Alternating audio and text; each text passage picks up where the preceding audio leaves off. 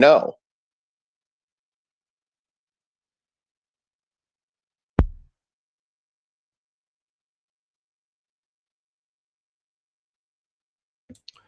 Bro. Let me think. That was a good talk. A good exchange. Yeah, back and forth. I was gonna say something, but I forgot. Yeah, that's cool. Could say art is a subset of creativity. Yeah, yeah, I can definitely agree to that. yeah. The thing is though. You know, I've studied it's a fancy word, Walton of different animals, and from a semiotic angle too. What makes humans unique, and I've said that before, is symbolic reference. Other animals are creative, but they don't have the, like make a flag. I mean, the U.S. flag or the flag of any country, you don't see anything like flags or like uh, other symbols among other species emerging. I mean, a flag represent something that's more and above than what we just see. A flag is like a country, or it's like the history, the legacy. You see what I mean? Of that, the flag, and you know, uh, they have iconic and lexical reference, but not symbolic reference yet. But maybe they have proto symbolic reference. I actually was talking about that before, but I don't want to derail this conversation about. The reason why I was mentioning that is because the art seems to be exclusively human. I mean, like Shakespeare, or like Paradise Lost was very important to Christian history too. I think so. And that's a piece of art, Paradise Right. Lost. Yeah, yeah. So was Dante's Inferno. Yes, exactly, 100%. Yes, Dante's Inferno, For probably the a better same example. reasons. Yes, yes. Art seems to be uniquely human in that sense. I mean, Did Neurojack leave? Yeah. Is he a Christian? Cut out. Yeah, he is. Okay, that makes sense. Yeah, he is one. There's a few Christians that join. Neurojack, Unseen Warfare. I'm sure there are others as well, but yeah. We do have Christians around. We got people who are into all types of religious outlooks. Buddhism, Hinduism, Gnosticism, Islam. We've had tons of people on panel. We've had a number of Jews on panel to discuss their worldview as well. So yeah, so it's gone to a bunch of different places. So I appreciate all the correspondence. I also want. Sorry, I don't want to derail this too much. Yeah, go ahead. Nob's made a good point. We can consider different, unwelcome or different perceptions from other beings, but we can never embody it. Like, we know birds can see ultraviolet light. We cannot see that light, but we know they can see it, but we don't know what it's actually like to experience it. You know what I mean? Right. Same with, fish who can sense electrical fields or something. It's crazy to me. There are sensory experiences beyond our capacity, basically, is what I'm saying. Yeah, we know that, though. Is it beyond our capacity, or is it beyond our current perception? And I'm not saying like the ability to fly, but I'm saying different perceptions of different things. Like empathy is a big one, or empathic. Yeah, I know what you mean. Maybe, I don't know, psychedelics can, like, I don't know, break the the sense of our tunnel and expand the tunnel temporarily or something, or make. I would say psychedelics, if anything, would be the key to moving forward with any of this, like, breakthrough per se. And I would say that the evidence of that is the monkeys that have been eating psychedelics that have started using simple, basic tools. Yeah, that's true. Yeah, I won't die on that hill. I'll put it that way. I'll definitely say that. But it is definitely interesting. Yeah, it's just illegal where I live. But if they weren't illegal, I would have already done a lot of psychedelics. Yeah. Where are you from, if you don't mind me asking? I live in Georgia, USA. Georgia? Yeah, Georgia. Well, not too far, and you can go have some fun. Go have a conversation with your ego.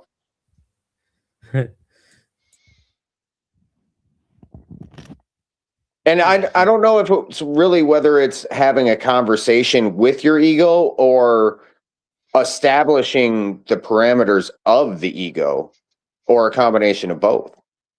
Yeah, I think it's Arizona or New Mexico. I think they're like legal over there. But yeah, I'll play some music for you guys, and then we'll move on to more of these little points. We may just stick with Glenn McGee. We may move on to the economic and philosophical manuscripts.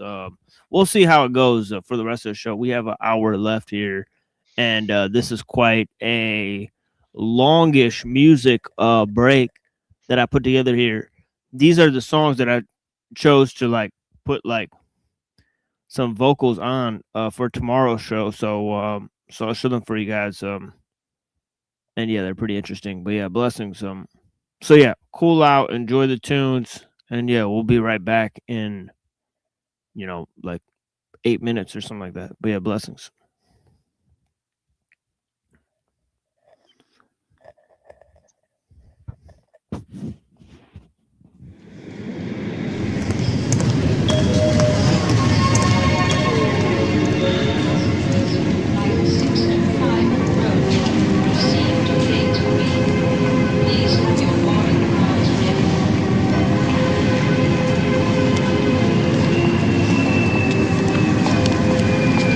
Valley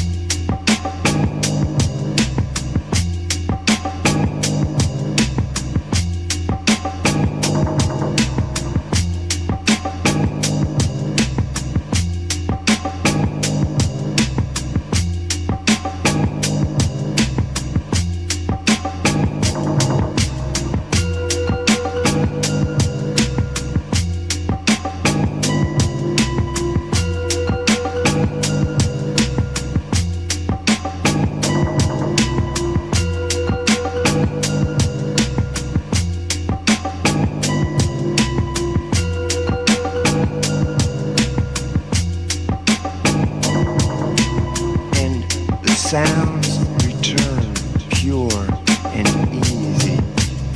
No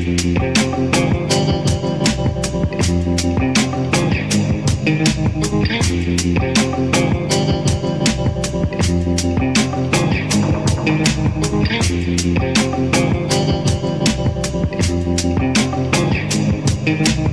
mandare via. And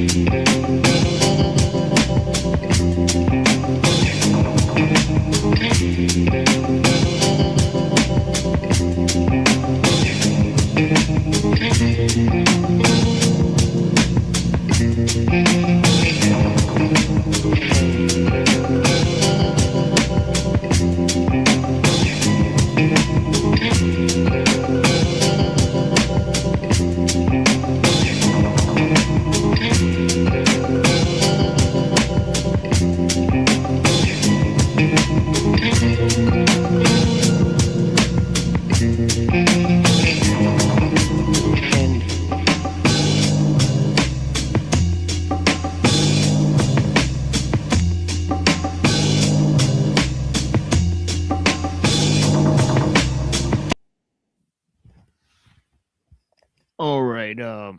Yeah, let's move on with the text here. Blessings. I'll drop the link again if anybody wants to come through. For sure.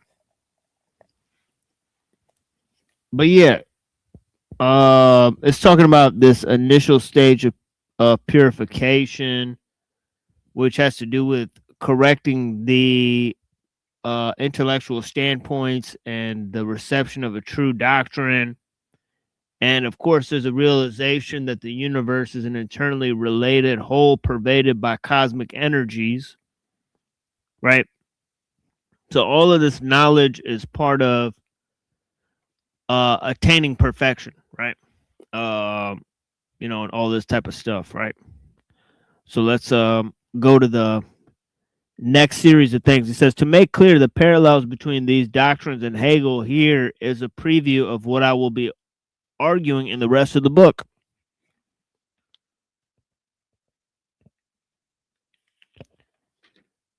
Right now, he provides examples from Hegel's writing. Right, he says Hegel holds that God's being involves creation, quote unquote, the subject matter of his philosophy of nature. Nature is a moment in God's being. Okay. So nature being a moment in God's being, and this whole idea of of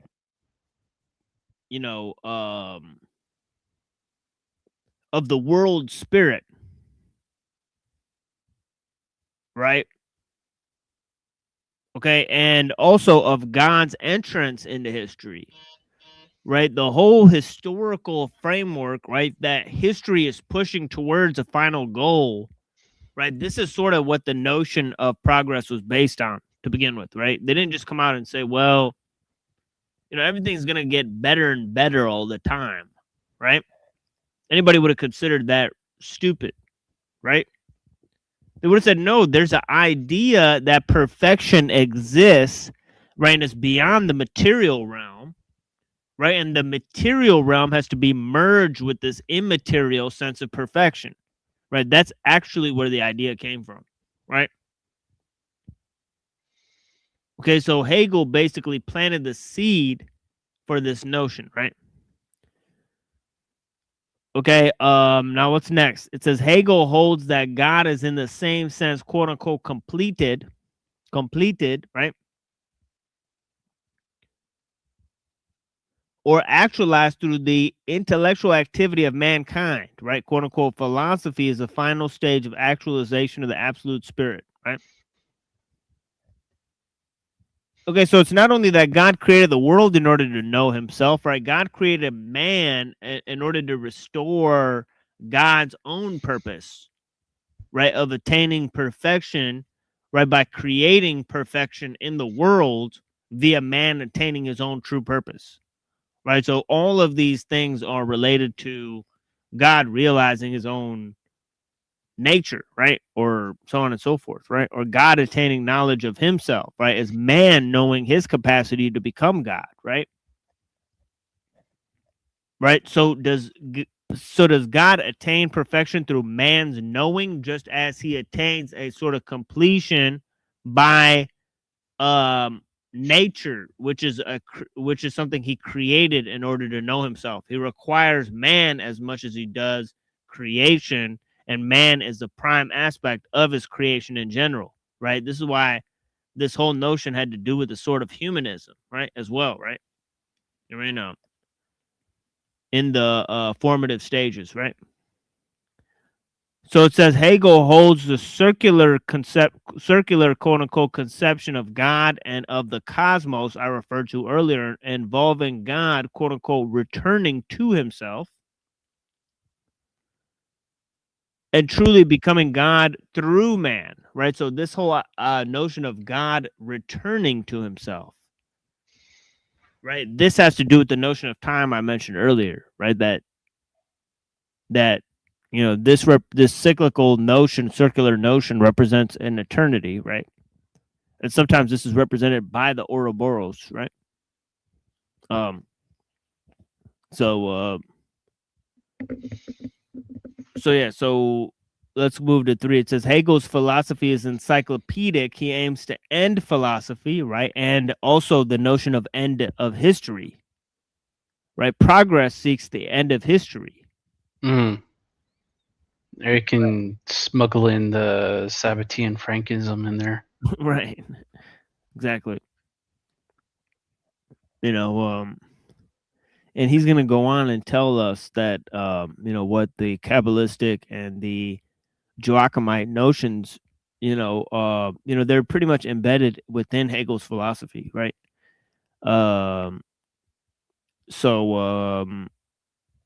And this end of philosophy, for all intents purposes, by capturing the whole of reality in a complete circular speech, right? Which Hegel says that he completed this task, right? We read this many times, right? He said he attained gnosis, right?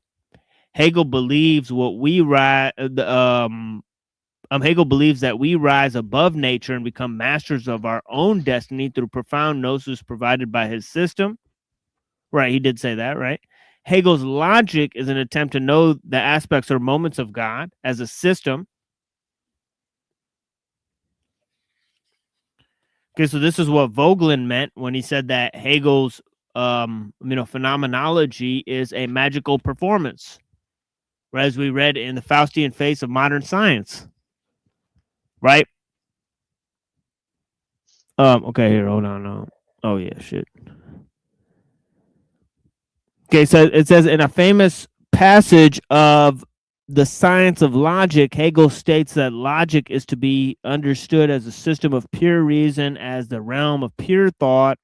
This realm is truth, as it is without veil, and in its own absolute nature. It can therefore be said that this content is the exposition of God, as he is in his eternal essence before the creation of nature and a finite spirit. Okay, let me read this quote again. It says, Hegel states that the logic, quote, is to be understood as a system of pure reason, as the realm of pure thought. The realm is truth as it is without veil and in its own absolute nature. It can therefore be said that the content is the exposition of God as he is, in his eternal essence, before the creation of nature and a finite spirit. It seems like deifying Plato's forms or something.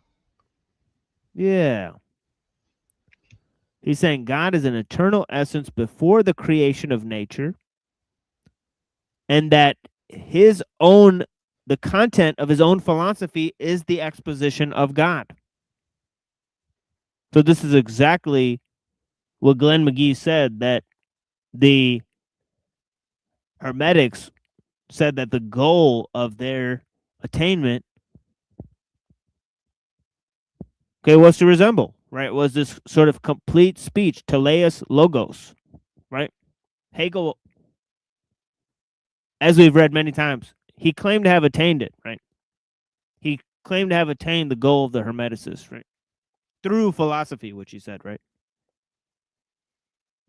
Okay, Hegel's phenomenology, says McGee, of spirit represents in the Hegelian system an initial stage of purification in which the would-be philosophers purged of false intellectual standpoints so that he may receive the true doctrine of absolute knowing, logic, nature, and spirit, right, which is sort of his own trinity, right?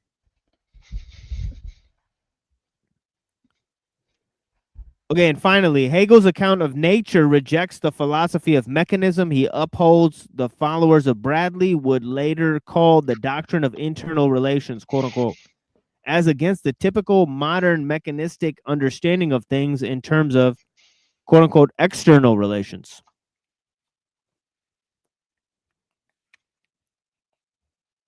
And that is sort of a key part of phenomenology in general, right? In terms of its philosophical approach, right? It focuses on, it purely focuses on internal relations.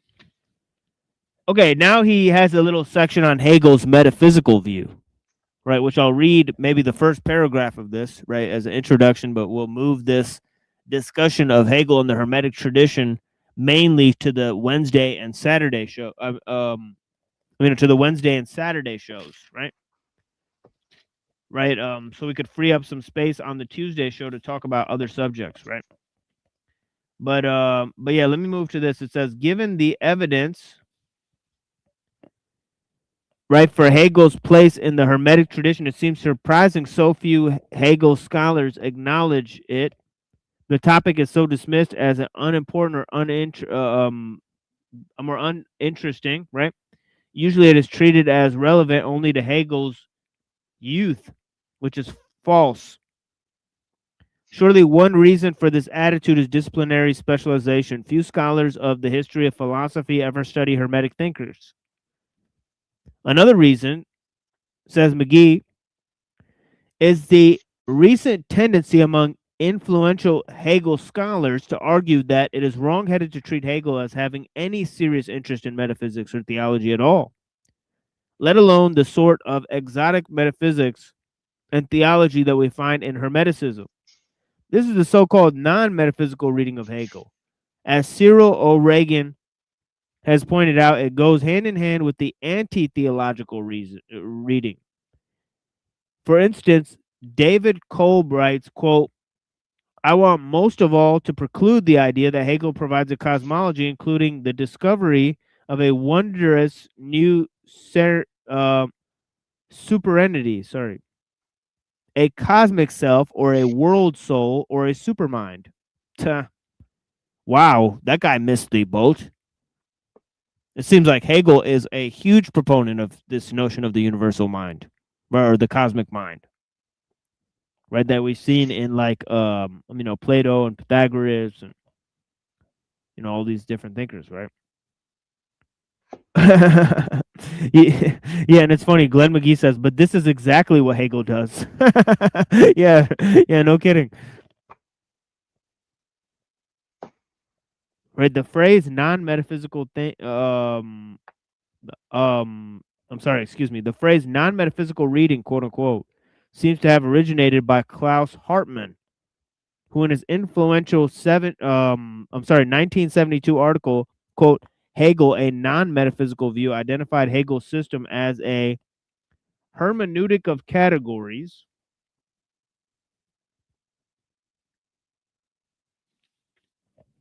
Okay, anyways.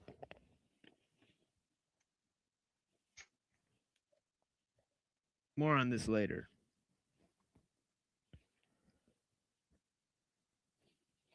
Okay, I'll bring it back around, right? Let's go to Marx for a little while, right? And take a look at what sort of slop Marx is putting down here. You mean? As a continuation of our general reading here. And I'll try to find a good section here. Right, but the key idea that Marx is focusing on from Hegel is this notion of alienation, right? And in that notion, he's talking about man as a social being, right? And how this universal mode has sort of abstracted man from nature and caused sort of the commodification of man. Right? And he furthermore extrapolates that the relationship between man and nature is sort of a relationship between man and women.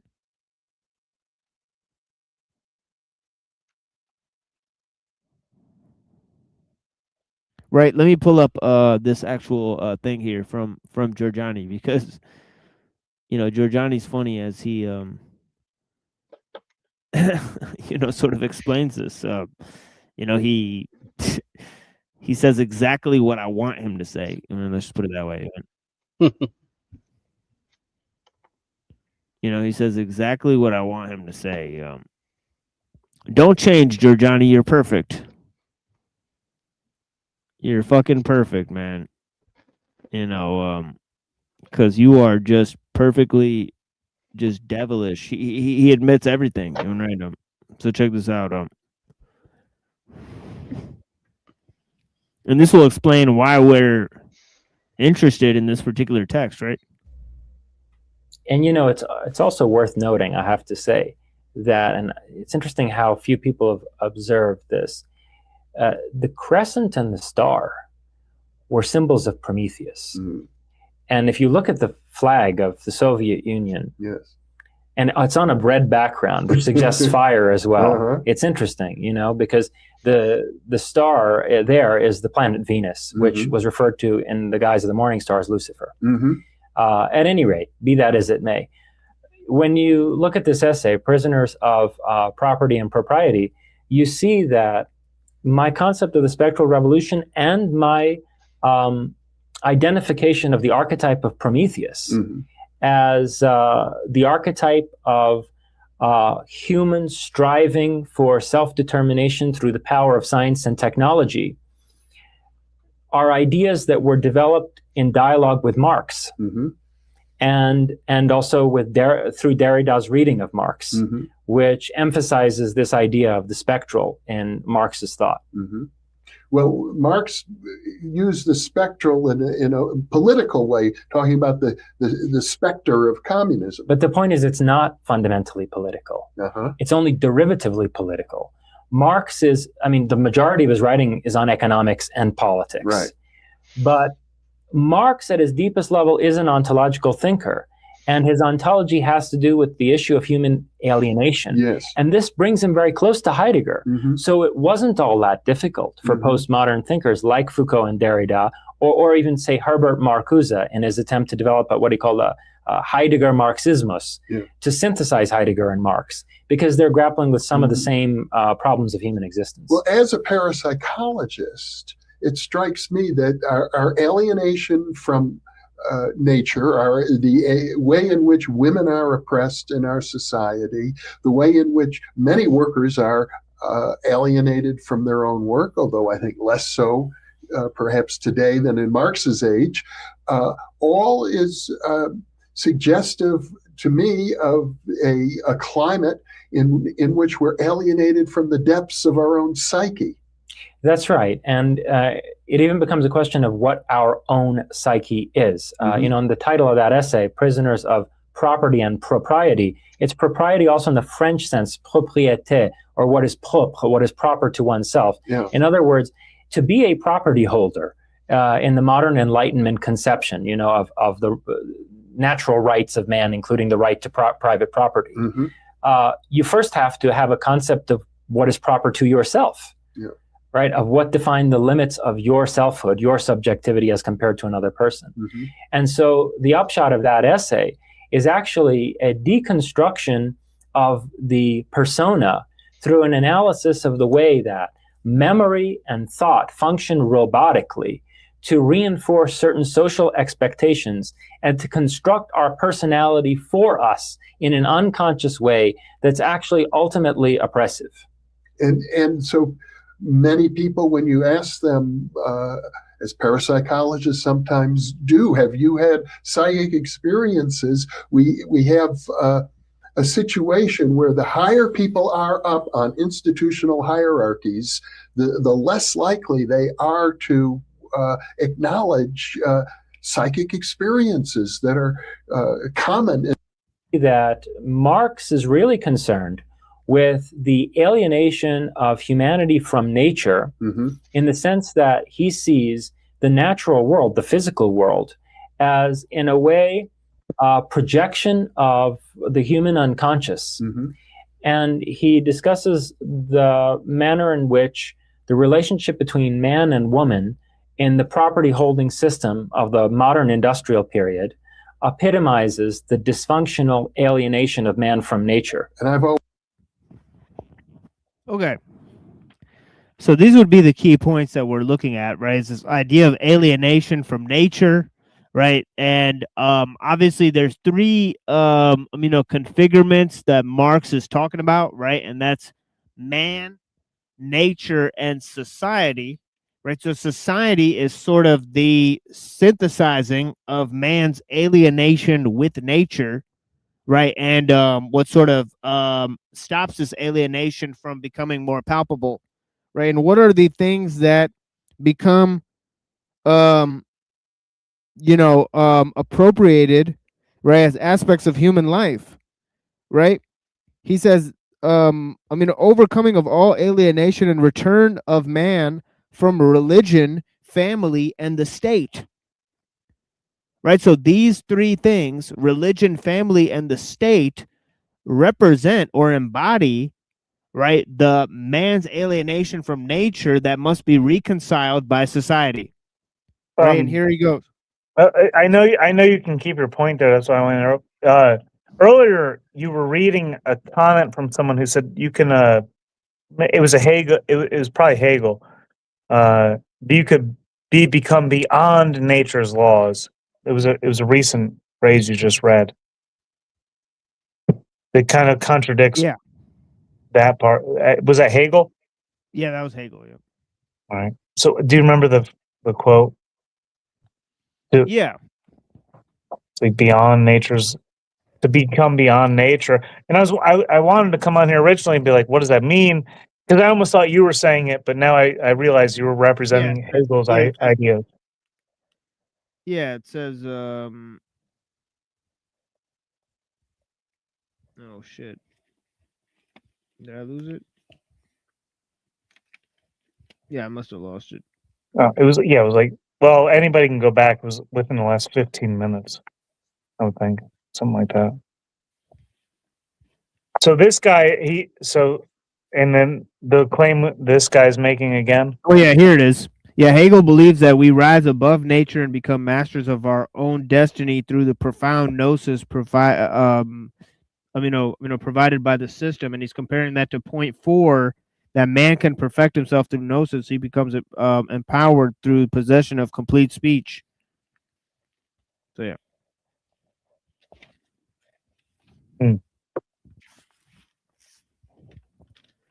But yeah, in Marx, it's interesting, right? Because this threefold thing that's trapping man's unconscious, right? Within this alienation, right, is embodied within religion, family, and the state. Now he says, on the assumption, and this is the last part I'll read, and then I'll move to Sowell and Paul Stuthern, and then I think Truther has something to say about the panel people or whatever he's been writing in the chat. So we'll go over these guys, and then I'll conclude my show and stuff.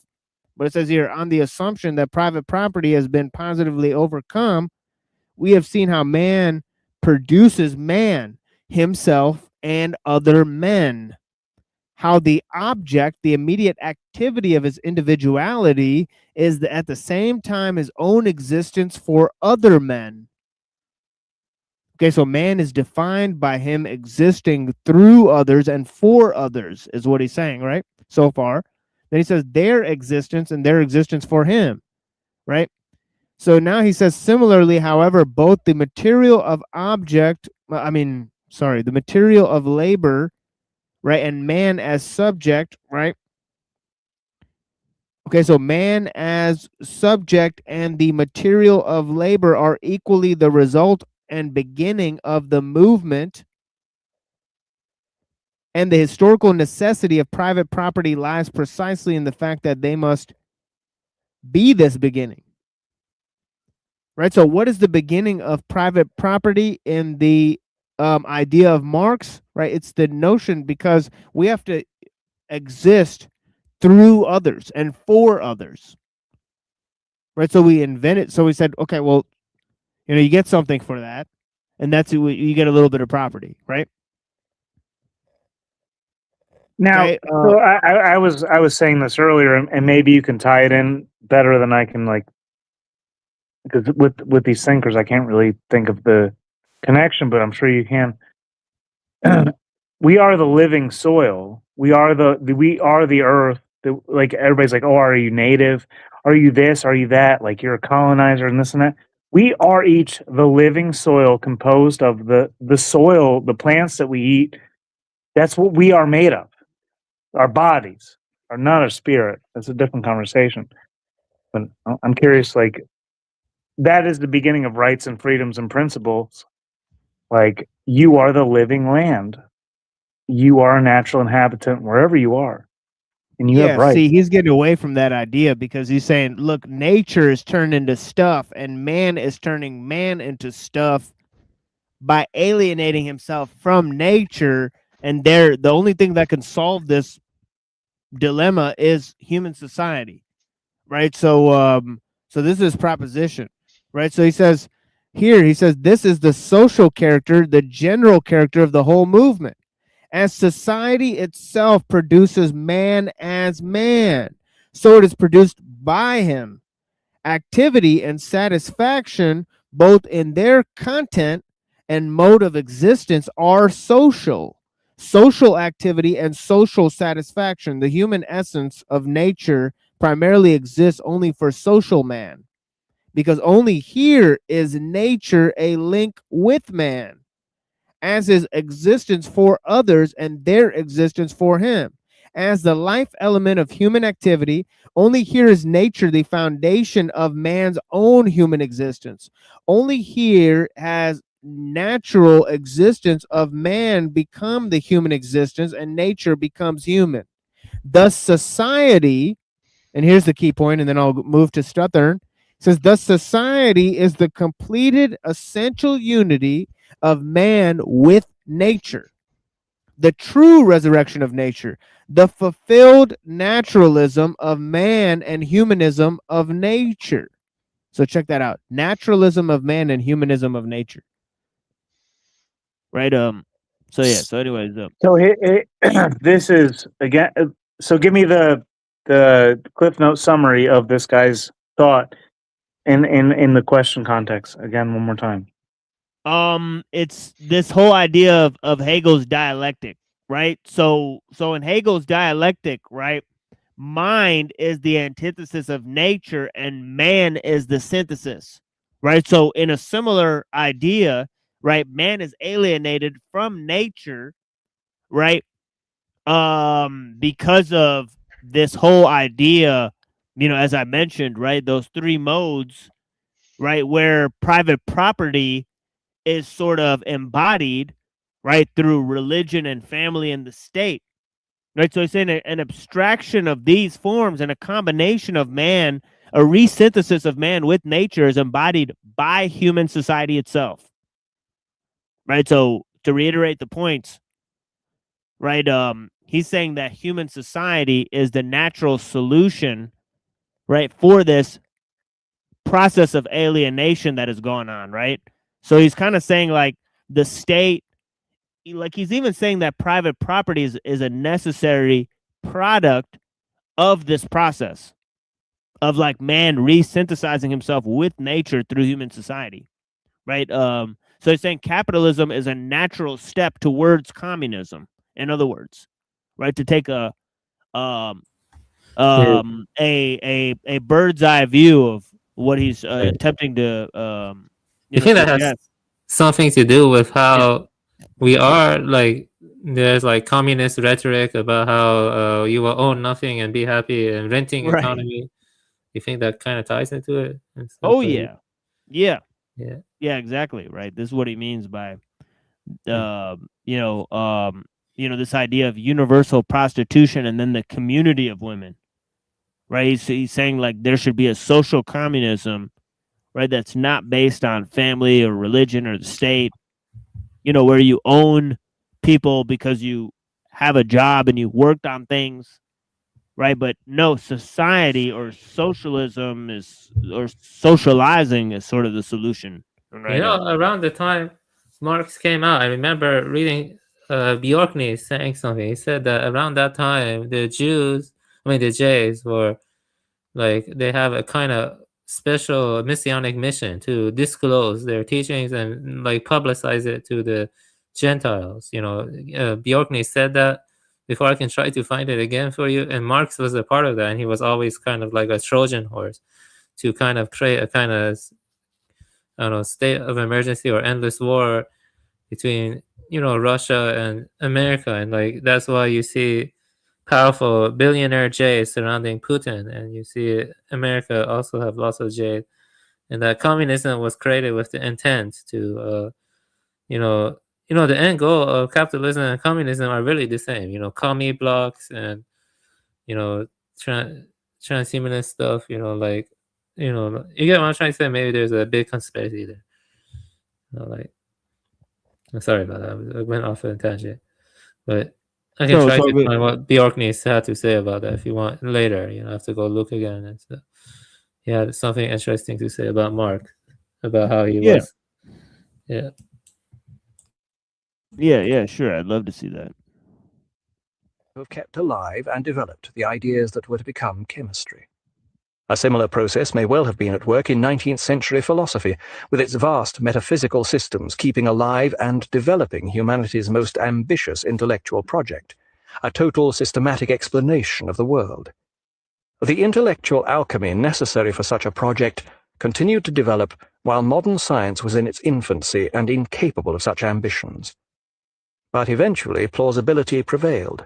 And now, instead of the dialectical method metamorphosing base arguments into gold, we have come to place our faith in the rickety and explosive apparatus of science. Hegelianism's hubris was its claim to scientific rigor. As we have seen, the dialectical method was neither logical nor scientific, but even worse was Hegelianism's belief in an absolute based on the structure of science. The notion that this absolute was the only ultimate reality led to a dangerous downgrading of the real world and those who inhabit it. The individual became something that didn't really exist, but was only part of a process that transcended him. The plagues of the 20th century were political, and belief in this suicidal notion was to be their bacillus. From Hegel's writings. All the rational is real, and all the real is rational. The Philosophy of Right. Preface. It is possible to show that the notion of philosophy is implicit even in our everyday thinking. We begin with our immediate perceptions and desires, but these soon urge us beyond their immediacy towards the apprehension of something greater than ourselves, an infinite being and infinite will. This is the course I have pursued in The Phenomenology of Mind. The Encyclopedia of the Philosophical Sciences in Outline. 3. Time, like space, is a pure form of sensuous perception or intuition. It is the condition of all immediate, active perception, as well as that which is perceived, i.e., of all experience, and all which is experienced. Nature is made of space and time, and is a process.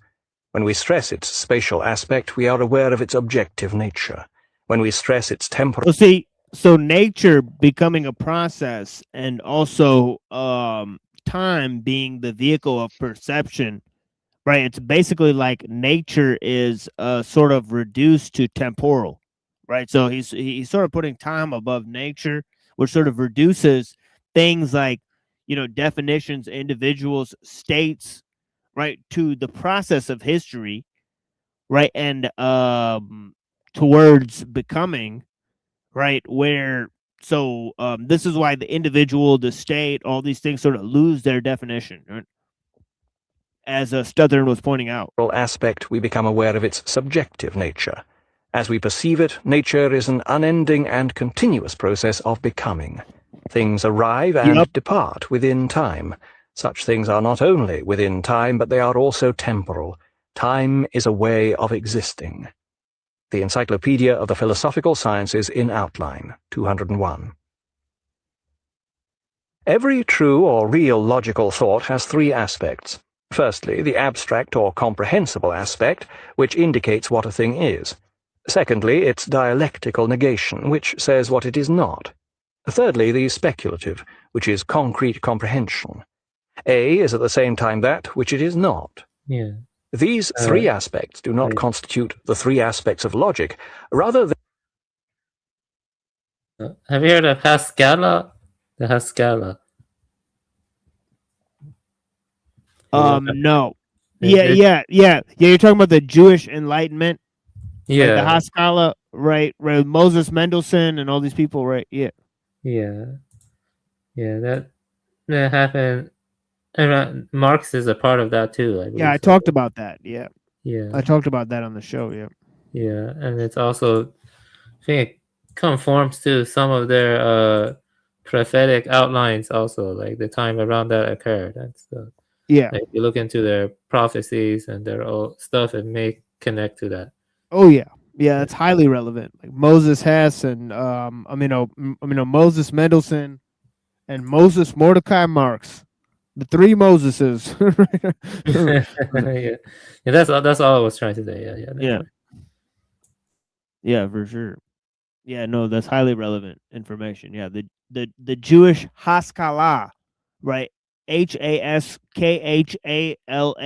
It's the Jewish European Enlightenment, right? And it parallels the ideas that I was talking about with the Alexandrian Jews, right? Just as Alexandrian notions spread and Jews became, one of the foremost proponents of the philosophy, right? Becoming like, very advanced in, thoughts like Middle Platonism, right? They became, big proponents of Enlightenment philosophy within Europe, right? A lot of the reasons they became proponents of it is because they fought for religious toleration, right? So yeah. So there's a lot of reasons why Enlightenment philosophy was championed by the Jews, and there's many thinkers throughout Europe at the time who were, huge proponents. Like Moses Mendelssohn was writing letters to like Kant, right, to Immanuel Kant, right? He had a correspondence with him, right? So many of those Jewish philosophers and thinkers, they attained a lot of, like notable prestige, right? And I've mentioned several of those thinkers, right? They are moments of everything which has logical reality and truth. They are part of every philosophical concept. Every concept is rational, is an abstraction opposed by another, and is comprehended by a unity with its opposite. This is the definition of the dialectic. The Encyclopedia of the Philosophical Sciences in Outline 13. All science, apart from philosophy, deals with objects which are taken for granted. The items under investigation are merely accepted prior to their scientific investigation. Likewise, interpretations gathered in this way are verified by referring back to the given material. Sciences have no need to justify the status of their material. Mathematics, jurisprudence, medicine, zoology, botany, and so forth naturally presuppose the existence of magnitude, space, number, right, sickness, animals, plants, etc. With philosophy, it is different. Philosophy begins in doubt and argument. It opens with a question about itself. The object and method of philosophy are not assumed or agreed before we start philosophizing. Investigating these things is what philosophy is about. This is what is so problematic about the subject. On the one hand, philosophy must begin by investigating itself, and on the other it must mediate with the world. This necessary uniting of the immediate and the mediate is what philosophy is. The Encyclopedia of the Philosophical Sciences in Outline, 1, 2, 3. Experience and history teach us this, that nations and governments have never learned a thing from history, or acted in accordance with anything they might have learned from it. Lectures on the Philosophy of World History, Introduction. So to be independent of public opinion is the first formal condition of achieving anything great or rational, either in life or science.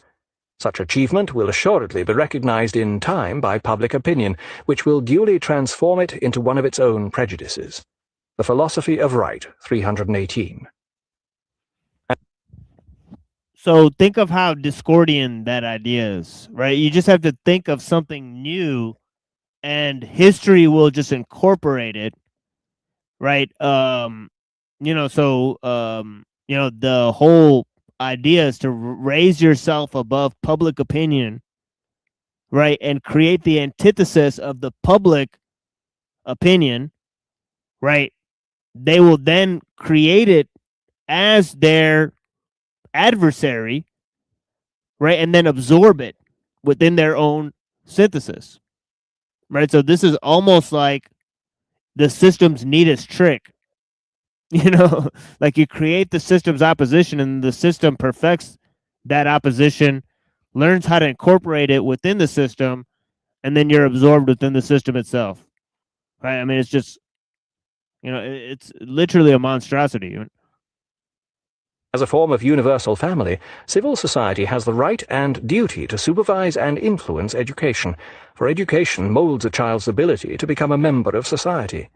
In this instance, society's right is of far more importance than the arbitrary and contingent wishes of the parents, especially where this education is to be completed not by the parents but by others. The Philosophy of Right, 239. We Germans would be Hegelians even if Hegel had never existed, insofar as, unlike the Mediterraneans, we instinctively attribute a deeper meaning and greater value to becoming and development rather than to what is. We scarcely believe in the justification of the concept of being. Nietzsche, Gay Science, Aphorism 357. How will your free, if not anarchic nature accept the Spanish torture of the method within which I confine spirit? Letter 167 to von Sinclair, draft, mid-October 1810. Insofar as philosophy may claim to be of independent interest, indeed even of the highest interest, its teacher must openly admit to everyone that nowhere can it be of much value except to a few. Letter 152 to Van Kert, Nuremberg, December 16, 1809. Only within the confines of the state does man have a rational existence. The aim of all education is to make sure that the individual ceases to remain purely subjective and attains an objective existence within the state. He owes his entire existence to the state. Whatever worth and spiritual reality he has are only as a result of the state. Right, you know, like Sheesh. passages that would make Crito blush. Honestly, crazy. You know, like basically like taking this notion of the state, and I think Stuthern does good to hammer on this point, right? Because yeah, Hegel, you know, he's the fault, or you know, the fault line in history, right? That really influenced people like the postmodernists that say like you're pretty much just defined by society, right? The state defines a person, Yeah, right? The system defines a man, right? there's a satanic dimension to Hegel. It's very creepy. And so I think it's very satanic. Right. Yeah. Lectures on the philosophy of world history remain purely subjective and at Nuremberg, December 16th, 1809. Only within the confines of the state does man have a rational existence. The aim of all education is to make sure that the individual ceases to remain purely subjective and attains an objective existence within the state. He owes his entire existence to the state. Whatever worth and spiritual reality he has are only as a result of the state. Lectures on the Philosophy of World History, Introduction. In history, we are concerned with what has been and what is. In philosophy, on the other hand, we are concerned not with what belongs exclusively to the past or even the future, but with what is, both now and eternally. That is, with reason. Lectures on the Philosophy of World History, Introduction. The ethical order of society reached its goal and truth in the spirit that passed away within it, that is, the individual. However, this legal entity, a person, has its substance and fulfillment apart from the ethical order. The process of world culture and belief disposes of such an abstraction as a mere person, and by the completion of this process of estrangement, by attaining the extremity of abstraction, the self of spirit finds the substance become first the universal will, and finally its own possession. So did you hear that? Yeah, society transforms the individual into a universal will. Right. So the state has not only disposed of the individual, but it's also transformed its purpose into a universal end. Right. So see that this sort of explains, the exact formulations that I've been pointing to, right? At this point, knowledge at last appears to have become entirely adequate to the truth which is its goal, for its truth is this knowledge itself. Every opposition between the two sides has been eliminated, yet not for us, who are merely outlining the process, not merely implicitly, but actually for self-consciousness itself. Thus, self-consciousness has mastered the opposition which consciousness itself involves. This opposition is the conflict between certainty of self and the object. But now the object for it is the certainty of self, which is knowledge. Just as the certainty of itself as such no longer has ends of its own, is no longer conditioned and determinate, but is pure knowledge. The phenomenology of... Okay. So see, the object, right, which is knowledge, right, it's not distinct from the self. Right. So man must merge with the object of his own, attainment, essentially. You're right. So the knowledge that man, that is the object of man is man. Right. of mind, spirit. 6. The universal... So I just said that to say the point that of this notion of externalization, right? The externalization is part of the process of completion, right? Becoming complete, right? So the subject-object distinction is this process beginning, right? Is a realization that there's something external to you that you must merge with, essentially, that you're going to become, right? So determinate, but is pure knowledge. The phenomenology of mind, spirit. 6. The universal mind manifests itself in art as intuition and imagery, In religion, it manifests itself as feeling and representative thinking, and in philosophy, it occurs as pure freedom of thought.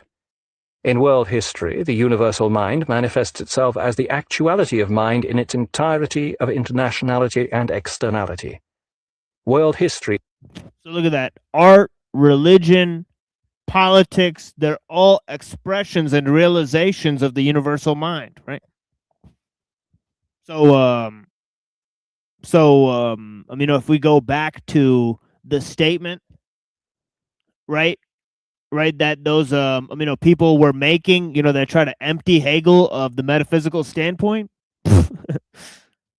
What a bunch of dunderheads, right? He literally says again and again and again, he talks about the universal mind, right? Is a court of judgment, because in its absolute universality, the particular, that is, the forms of worship, society, and national minds in all the different actualities, is present only as ideal, and the movement of mind here is the manifestation of this. World history is not the verdict of might, that is, of a blind destiny fulfilling itself in abstract and non-rational inevitability.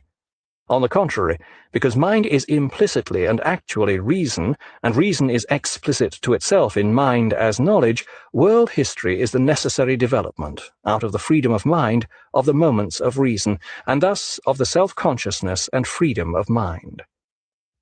The history of mind is its own. Okay, so think about that, right? The externalization or expression of mind is reason, right? Which is realizing itself through world history, right? And the freedom of mind is the realization, of reason through this process, right? So, yeah, so let's check that out again, right? Of this. World history is not the verdict of might, that is, of a blind destiny fulfilling itself in abstract and non-rational inevitability. On the contrary, because mind is implicitly and actually reason, and reason is explicit to itself in mind as knowledge, world history is the necessary development, out of the freedom of mind, of the moments of reason, and thus of the self-consciousness and freedom of mind. The history of mind is its own action. Mind is only what it does, and its action makes itself the object of its own consciousness. Through history, its action gains consciousness of itself as mind. It apprehends itself in its interpretation of itself to itself. This apprehension is its being and its principle, and the So you guys see how difficult Hegel is. It sounds like nonsense sometimes, right? Doesn't it? But yeah, the return of the self to the self. It's like, all right. It's like some perfectly circular sentences there. fulfillment of this apprehension at one stage is simultaneously the rejection of that stage and its elevation to a higher stage. Right? At once the rejection and the elevation to a higher stage. And the synthesizing of itself with what it is not. Right? Essentially is what it entails, right? The philosophy of right. World history. There are pages of Hegel which have the same effect in the realm of thought as the sonnets of Mallarmé have in the realm of poetry. They are vehicles of evocation and of vague sentimental nuances, nothing more. This does not belittle their value, it may even increase it.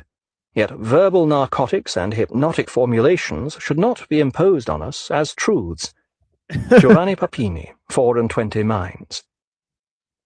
When the Jesuits and Catholic missionaries first set out to teach the Indians European culture and manners, they went among the tribes and laid down daily routines for them as if they were schoolchildren, and no matter how idle the natives were, they duly obeyed.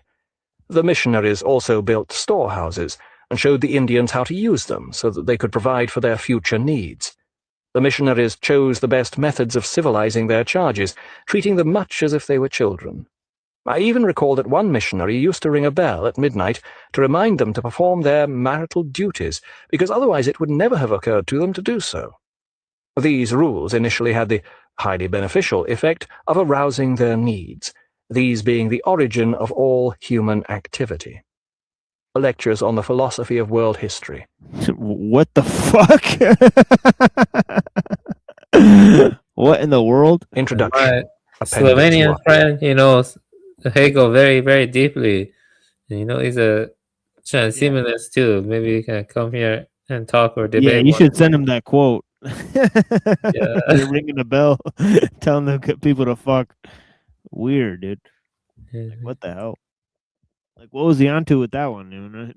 That sounds like pure nonsense. That sounds like Alice in Wonderland type of stuff.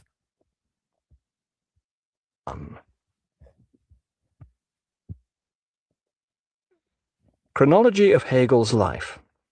1770. Born August 27th in Stuttgart. 1781. Has severe bout of fever which also strikes his entire family, resulting in the death of his mother. 1788. Studies theology at Tübingen University, where he meets Hölderlin and Schelling. 1793. After graduating from Tübingen, moves to Bern in Switzerland to take up post as private tutor. 1796. Hölderlin secures him a tutoring post in Frankfurt. 1799. Death of Hegel's father leaves him with a small private income. 1801. With the aid of Schelling, appointed as Privatdozent, junior lecturer at Jena University. 1806. Hegel finishes The Phenomenology of Mind as Napoleon wins Battle of Jena.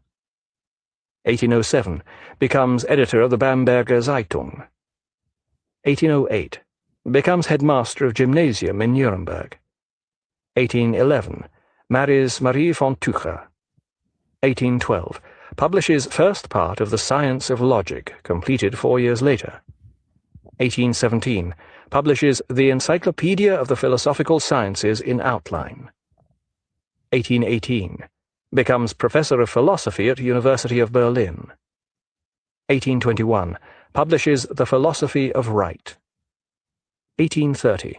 Deeply upset by riots in Berlin. Appointed rector of the University of Berlin. 1831. Dies of cholera in Berlin on November 14th. Chronology of Hegel's era. 1770. Birth of Hölderlin, Beethoven, and Wordsworth. 1776. American colonies achieve independence from Great Britain. Birth of the United States of America. 1786. Death of Frederick the Great. 1789. French Revolution. 1793. French Revolution develops into the Terror under Robespierre. 1806. Napoleon wins Battle of Jena. 1813. Birth of Wagner. 1813. Napoleon defeated at Battle of Waterloo and consequently exiled to St. Helena. British consolidate empire over whole of India. 1819. Simon Bolivar launches his campaign to rid South America of Spanish colonial rule. 1821. Faraday discovers principle of the electric motor. 1825. Birth of the railway, Stockton to Darlington route opened by Stephenson. 1829. British annex whole of Australian subcontinent. 1830.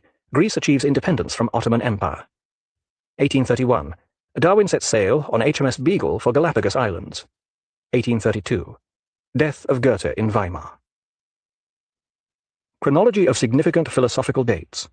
6th century BC. The beginning of Western philosophy with Thales of Miletus. End of 6th century BC. Death of Pythagoras. 399 BC. Socrates sentenced to death in Athens. Circa 387 BC. Plato founds the Academy in Athens, the first university. 335 BC. Aristotle founds the Lyceum in Athens, a rival school to the Academy. 324 AD. Emperor Constantine moves capital of Roman Empire to Byzantium. 400 AD. St. Augustine writes his Confessions, philosophy absorbed into Christian theology. 410 AD. Sack of Rome by Visigoths heralds opening of Dark Ages. 529 AD. Closure of Academy in Athens by Emperor Justinian marks end of Hellenic thought. Mid-13th century. Thomas Aquinas writes his Commentaries on Aristotle, era of scholasticism. 1453. Fall of Byzantium to Turks, end of Byzantine Empire. 1492. Columbus reaches America. Renaissance in Florence and revival of interest in Greek learning. 1543. Copernicus publishes On the Revolution of the Celestial Orbs, proving mathematically that the Earth revolves around the Sun. 1633. Galileo forced by Church to recant heliocentric theory of the universe. 1641. Descartes publishes his Meditations, the start of modern philosophy. While still a youthful revolutionary in Germany, before his later fame as a liberal, he said, "Let us have decent and sincere polemics. Let us give the world an example of learned and far-sighted tolerance. But simply because we are at the head of a movement, let us not make ourselves the leader of a new intolerance. Let us not pose as the apostle of a new religion, even though this religion be the religion of logic, the religion of reason." Karl Schurz, while still a youthful revolutionary in Germany, before his later fame as a liberal in the United States, met Marx and formed an opinion of him that accords with the impressions of many others. "I have never seen a man whose bearing was so provoking and intolerable. To no opinion which differed from his, he accorded the honor of even a condescending consideration. Everyone who contradicted him, he treated with abject contempt. Every argument that he did not like, he answered either with biting scorn at the unfathomable ignorance that had prompted it, or with opprobrious aspersions upon the motives of him who had advanced it." Marx liked to glare at anyone who challenged his conclusions and say, "I will annihilate you." The radicals and revolutionaries whom Marx successively alienated over a period of 40 years reads like a who's who of the 19th century political left. Even the patient and long-suffering Engels came close to a break with Marx, whose curt and clumsy remarks on the death of Engels' common-law wife in 1863 wounded his friend. Engels wrote, "All my friends, including Philistine acquaintances, have shown me more sympathy and friendship on this occasion, which inevitably affected me quite closely, than I had a right to expect. You found the moment suitable for a demonstration of the superiority of your cool manner of thinking. So be it." Marx's apology brought forgiveness, and the historic partnership continued. The younger Marx of the 1840s presented a more humane vision in his writings, and has become something of a refuge for modern radicals disillusioned with the more blatantly severe later Marx, who seemed to presage Lenin and Stalin. Light-hearted humor also brightened some of these earlier writings in a way seldom seen again in the later works of Marx and Engels. Yet it would be a mistake to ignore the authoritarian and terroristic elements that were as present in these earlier writings as in the later ones, and in Engels as well as Marx. Engels' first draft for the Communist Manifesto included compulsory labor, a deliberate undermining of the family by ending the dependence of the wife upon the husband and of the children upon the parents, and the erection of common dwellings for communities of citizens to replace family homes. Marx's Neue Rheinische Zeitung declared on its last day of publication, "When our turn comes, we shall..." Yeah, and this idea of the destruction of the family and the destruction of religion is sort of pervasive throughout the the writings of Marx and Engels. Right? We read a huge example in the economic and philosophical manuscripts. Again, as he's mentioning, those are in his earlier writings, right, which are seen as sort of softball stuff. Right? His later, more revolutionary writings are seen as sort of the harder stuff. Right? But even then, in his sort of lighter, more Hegelian, more ontological, writings, there's still this element, as Sowell points out, right? So this is true. This is a true fact. We've observed this, right? "shall not disguise our terrorism." A current vogue, aptly characterized as Engels baiting, makes it especially important to assess Engels' role in Marxism. Engels was much more than Marx's friend and benefactor. He was one of the very few people with whom Marx had intellectual interchange, and by far the most important. For most of his life, Marx, as an obscure autodidact, was utterly cut off from participation in the world of universities, learned journals, scholarly conferences, and other institutionalized intellectual exchange. Nor did he have any intellectual interaction, by correspondence or in person, with the leading minds of his time, Mill, Darwin, Tolstoy, Menger, or Dostoevsky, for example. Marx's relationship with contemporary radical intellectuals was one of tutelage or hostility. His correspondence consisted overwhelmingly of gossip, intrigue, and passing remarks on current events and contemporary personalities. Only with Engels were serious intellectual matters discussed with even occasional regularity. Engels' early economic writing provided the basic conception that Marx systematized and elaborated in the massive volumes of Capital. Finally, Engels' piecing together and editing of the many manuscripts for the posthumous volumes of Marx's magnum opus was a monumental work of dedication and self-sacrifice, stretching over more than a decade. Engels was not only a far clearer writer than Marx, but often more subtly and accurately conveyed Marx's theories, especially of history, for he did not so readily indulge in Marx's penchant for epigrams at the expense of accuracy. Engels' letters on the Marxian theory of history are a major contribution to understanding what Marx actually did in his historical writings, as distinguished from how Marx tried to encapsulate his practice in cliches that continue to obscure more than they reveal. There is no way to know what Engels would have accomplished in the decades he devoted, first to earning a living for both himself and Marx, and then to completing Marx's unfinished work. But what he actually accomplished was both impressive and indicative.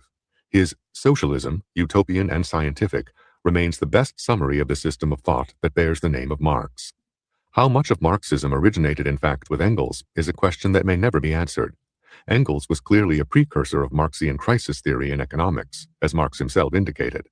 Engels' letters to Marx also presage the content and title of Marx's 18th Brumaire. But the collaborative writings of Marx and Engels and their unrecorded conversations over a period of 40 years preclude any definitive disentangling of their respective contributions to Marxism. In 1883, at the graveside of Marx, Engels painted an idealized picture that provided the stuff of which legends are made. He began, "On the 14th day of March, at 2:45 in the afternoon, the greatest living thinker ceased to think." According to Engels, Marx discovered the law of development of human history, and also the special law of motion governing the present-day capitalist mode of production. Innumerable slanders Marx brushed aside as though it were cobweb, and, though he may have had many opponents, he had hardly one personal enemy. This was at best a highly sanitized picture of a man who personalized every quarrel, and whose letters to Engels were full of spiteful gossip and petty intrigues. Finally, Engels' funeral oration ended with these words: "His name will endure through the ages, and so also will his work." Marx's name has indeed become infinitely better known than when he died in relative obscurity in London 100 years ago. How much of what has happened in the 20th century is his work, and in what sense, is a much larger and more complex question. For Marx the man, he perhaps wrote his own best epitaph when he said, "Nothing that is human is foreign to me." Others made him an abstraction and an icon.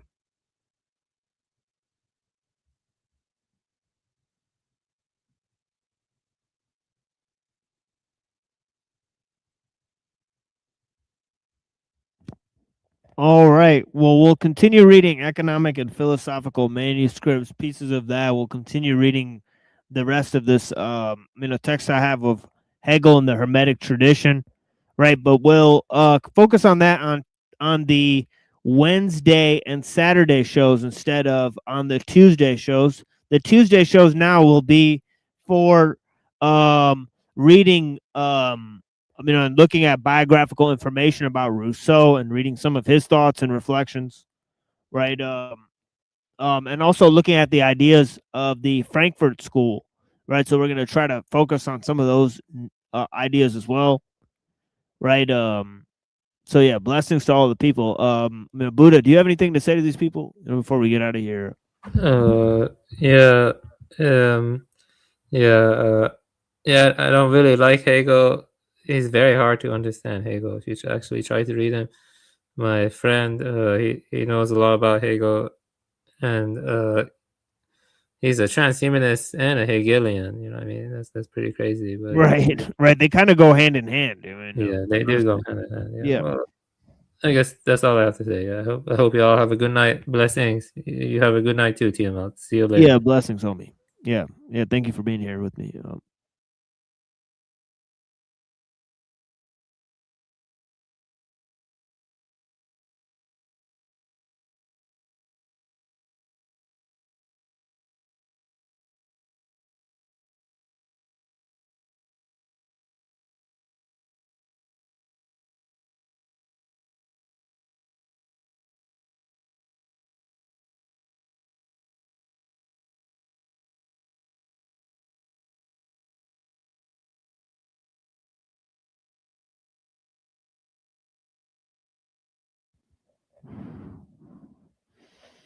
All right.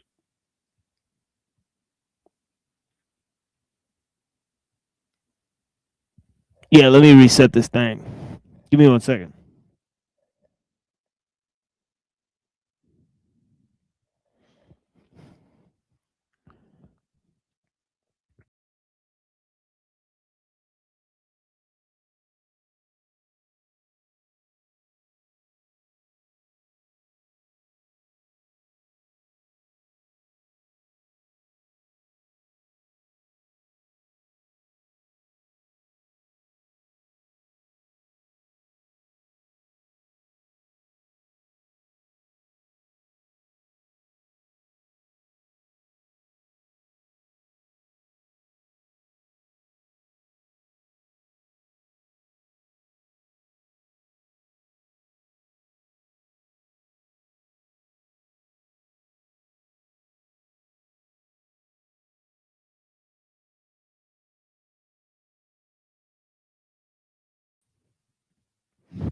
All right, there we go.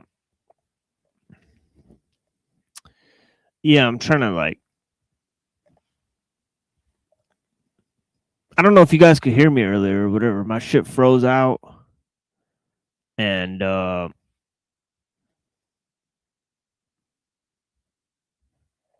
let me put this one in the back here, or yeah, I didn't know I had this as a background on my own thing, right? Because I have this as a background on the.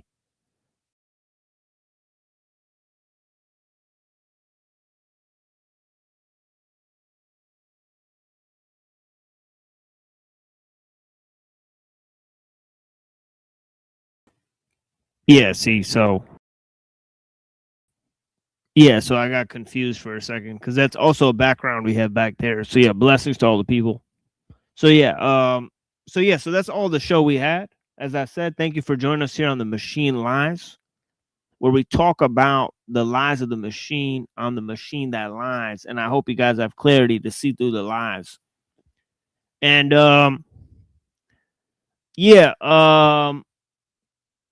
we'll bring it back tomorrow. We got a lot of different ideas tomorrow, including this whole notion of Hermeticism. We're gonna go through some texts from the 2nd century, right? We've been doing that. We're also gonna be looking at some of the pre-Socratics, right? So we're gonna go from the pre-Socratics to the texts of the 2nd century, right? Okay, we're gonna move into some thoughts about Maimonides, right? His pre-Kabbalistic thoughts, right? We're moving into the Rosicrucians and some of their links with the Kabbalah, right? And Jewish mysticism, right? So we got a number of philosophical intrigues there, right? Then we're gonna bring back this whole text, right? Hegel and the Hermetic tradition, right? Economic and philosophical manuscripts, and that'll move us into looking at Mumford and Ellul, who are sort of reacting to the thoughts of Hegel and Marx, right? And all these different ideas, right? Because Hegel and Marx, they sort of supported technocracy, futurism, so on and so forth, right? So yeah, so we got a lot of different things, right? We did a very interesting review of transhumanism earlier on Neurojack stream, right? We've been doing a lot of different things, right? Covering a lot of different ideas, right? But yeah, tomorrow we got a regular show. Saturday we got a regular show, right? Yeah, so come check us out, right? Yeah. And let me play some music for you guys. Blessings. I appreciate you guys. Right, it's been a great time, right? So yeah, I greatly appreciate the correspondence, right? Yeah.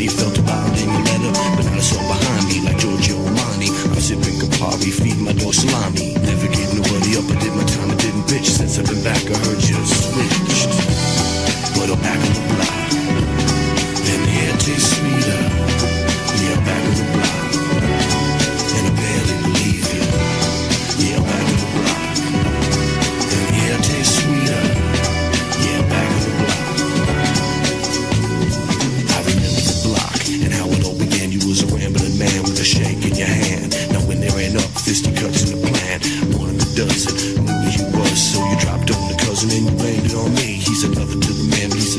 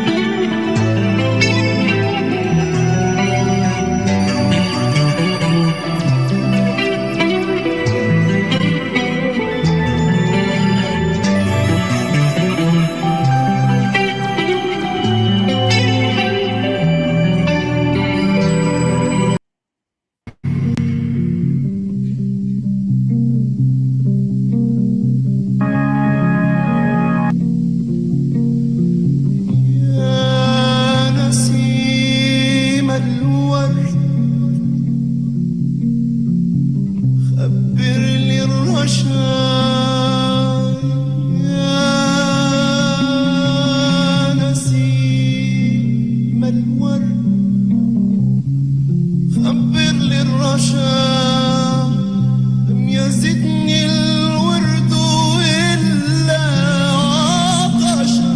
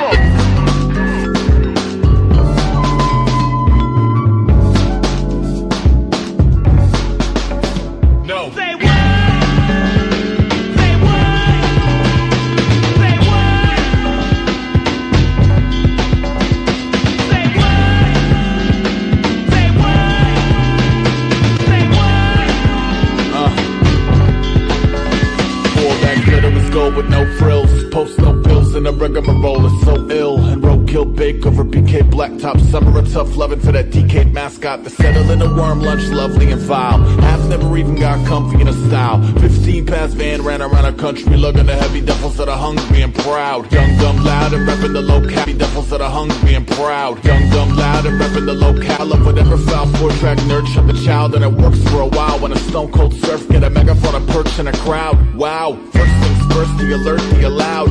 Free every worker immersed in denial. Circle the now till his face turned purple and never ever once turned worship and bow. Walk the fence like a deer in headlights through a fisheye lens. Hopped out the Ford for more folklore till his cape got caught in the door one morn. Please don't tap the phone and go no lights on, but the cat is home. Catacomb Kid Cudi with his calicos to try to coax big money out the rabbit hole. And it's a diary of savage folk with no future. No teacher taught him how to maneuver. No rules, so we off for the blueprint with no regrets and blame self for the bloopers. Cooped up, keeping the quills dipped and busy with a little killer feeling no tolerance for the tipsy. Whether it's six or city, I'm opening up. You sick of running on empty, coming soaking the smut.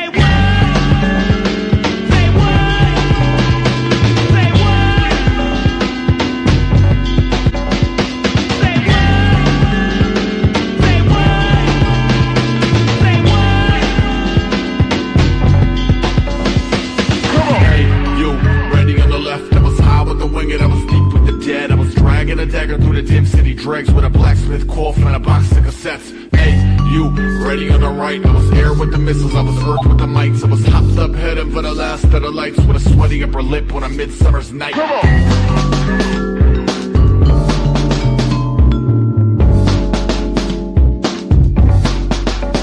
No. Come on!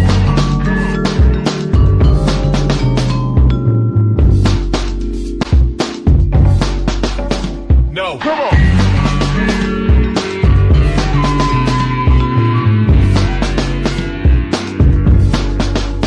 No. Come on.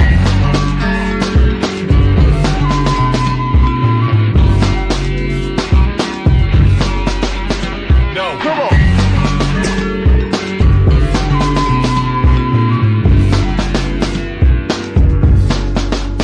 No. Come on.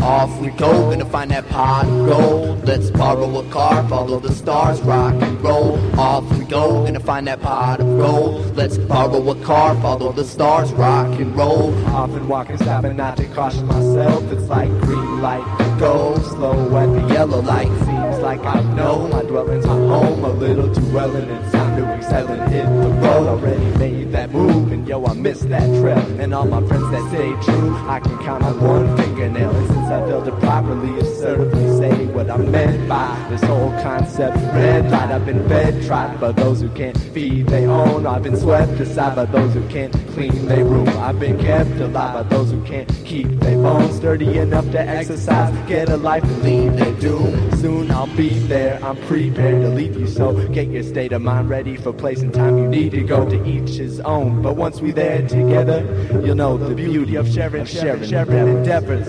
Off we go, gonna find that pot of gold. Let's borrow a car, follow the stars, rock and roll. Off we go, gonna find that pot of gold. Let's borrow a car, follow the stars, rock and roll. Which way is the sun? Cause that's where I'ma run. Stack stacking pages, making water till the ocean's outdone. No mountains too high, I close up the sky. Now I only follow fire if it's footprints in the drum. Stars are just shapes, a microcosm in space. The universe is just a molecule that consciousness shapes. See, time doesn't race, I'm closing the case. Emotions are safe, no motions are waste. We walk and we swim without looking at maps. Directions gaining control of the load on my back. See, travel is deep and as wide as you sleep. I broke the so-called genetics and connected the tracks. And I left behind a lesser mind. Stretched the vines and sketched a sign that petrified the next design until the lecture died. Electrified body and soul. Now mine finally knows. No matter where I'm at, I'm always here ready it's all to about go. And oxygen.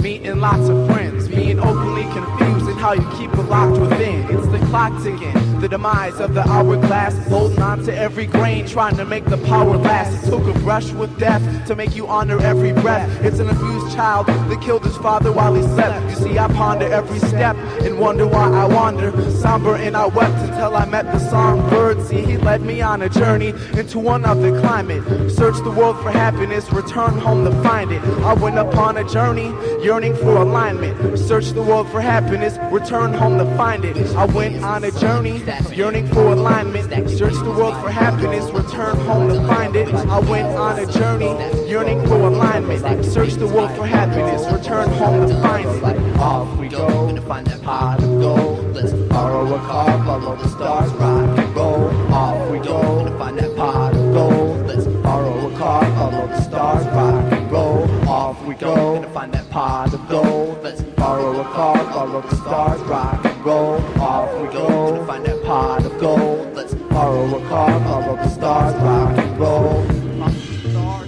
Follow the stars, follow the stars, follow the stars, follow the stars, follow the stars.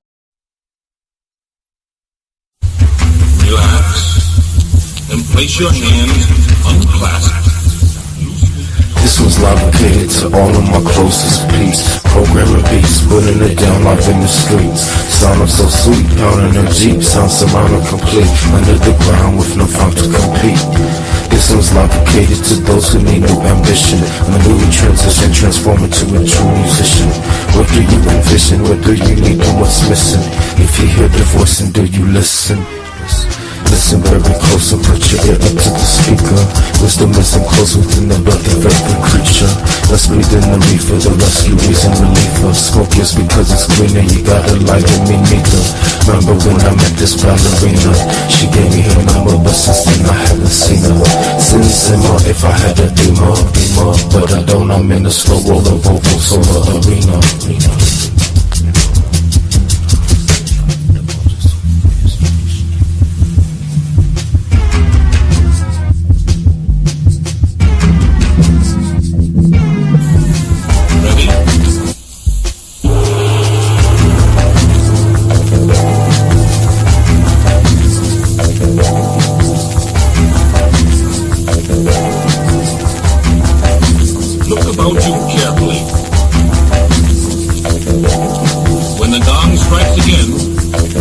Close your eyes.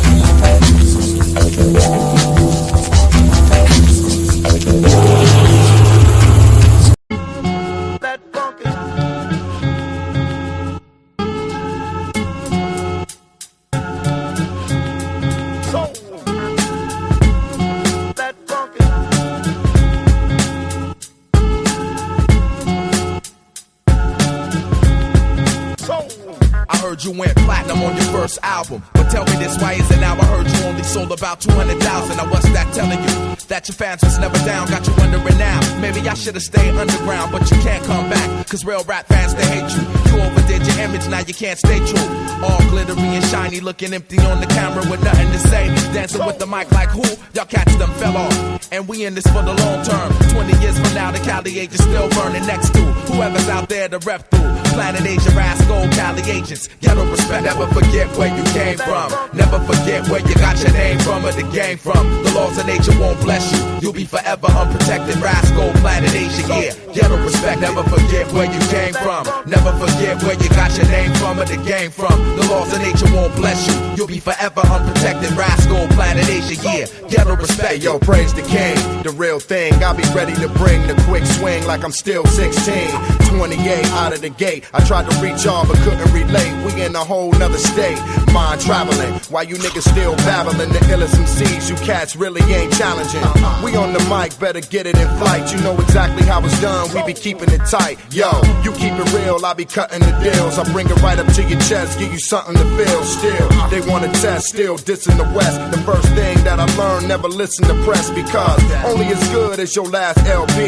The next time out, your ass couldn't sell 3. Now it's for free, the price came down quick. I flip it around and make the shit sound sick. Remember where you came from. Don't act dumb when a nigga asks if you do it for the cash. Let it be known, I know half of y'all fake. The other half, y'all take the whole damn cake. Never forget where you came from. Never forget where you got your name from or the game from. The laws of nature won't bless you. You'll be forever unprotected. Rascal, planet Asia, yeah. Ghetto respect. Never forget where you came from. Never forget where you got your name from or the game from. The laws of nature won't bless you. You'll be forever unprotected. Rascal, planet Asia, yeah. Ghetto respected.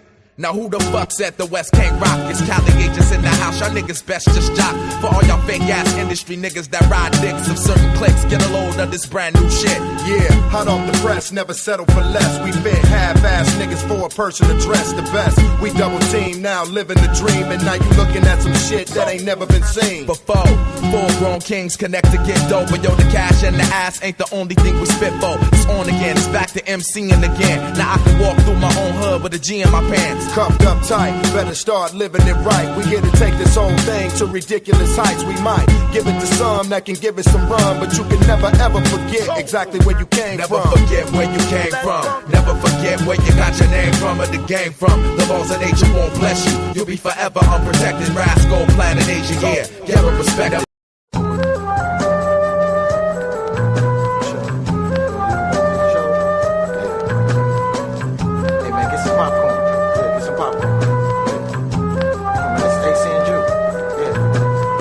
In the tradition of the inner city griots we take you through a journey, through a story, to a place and a time, in a small town. But as you listen, you're to pay no never mind to the small town, and the time and the place, a place where the moon and the sun does as it pleases, a place where everybody knows everybody else's business, a place that basically could be anywhere. Listen.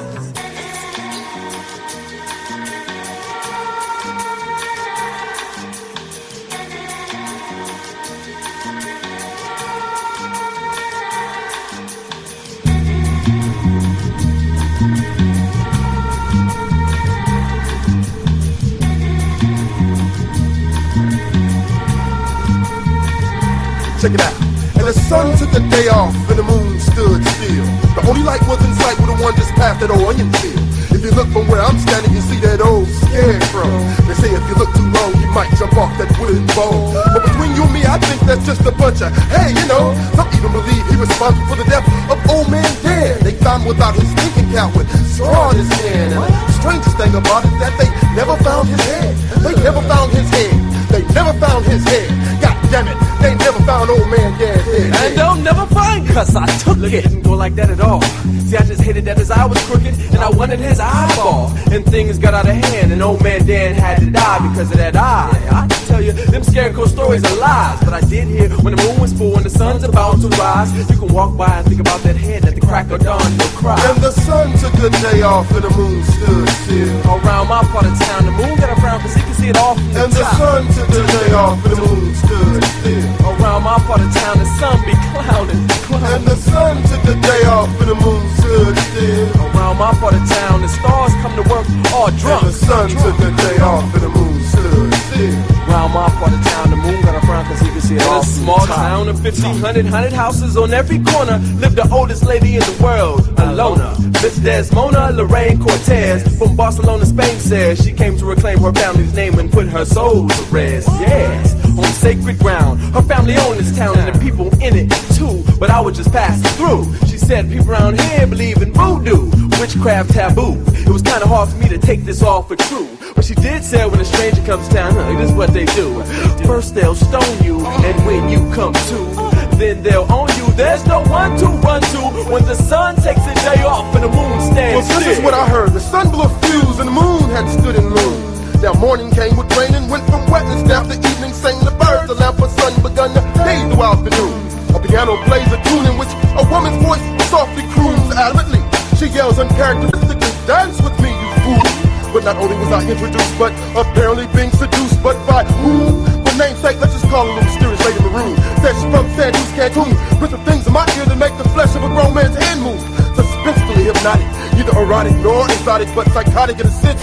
For instance, she made reference to actually raising the dead. In a sentence she once said with dread. And the sun took a day off and the moon stood still. Around my part of town, the moon be locked in his room doing shrooms. The sun took a day off and the moon stood still. Around my part of town, the moon be in a hot air balloon to the moon. And the sun took a day off and the moon stood still. Around my part of town, the moon just be faded, crying. The sun took a day off and the moon stood still. Around my part of town, the moon got a frown cause he can see it off from the top. And sometimes he'll stop, look out with a stargaze. Sometimes he'll cover his face and he won't be seen for days. The sun had took a day off and the moon stood still.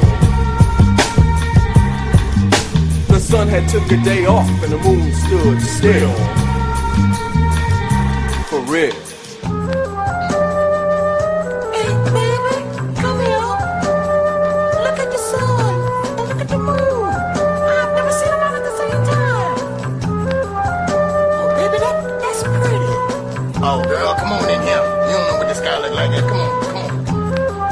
It's been dark for a whole day. Come on. Sun don't want to come out. Come on. Come on in here.